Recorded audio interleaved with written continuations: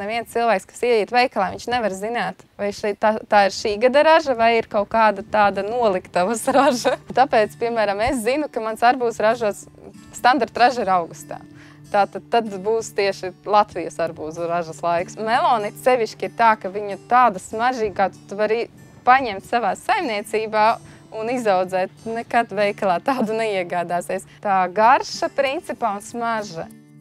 To jau ieliek sākumā arī vecāki, to mīlestību.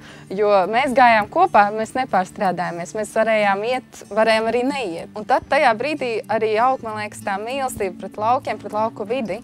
Un, kad tu nokļūsti dzīvoklī, piemēram, tad tu saproti, ka tās ir 4 sienas un nav brīvības sajūtas. Beidzot mums ir māja, tad kur ir tā brīvības sajūta? Un tā, man liekas, arī lauka cilvēkam ir ļoti svarīga. Tad viss sakārtojās.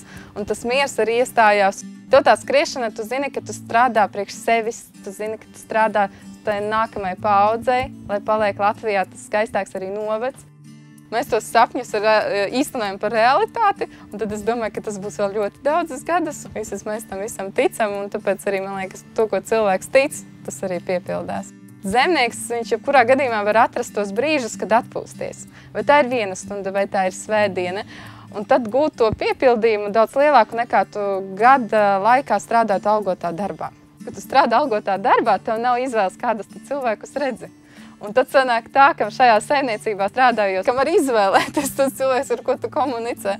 Un tas ir vēl viens plus, laikam, kāpēc ir jāstrādā sev un uz sevis. Ir jādara kaut kas, ir arī jāatpūšās.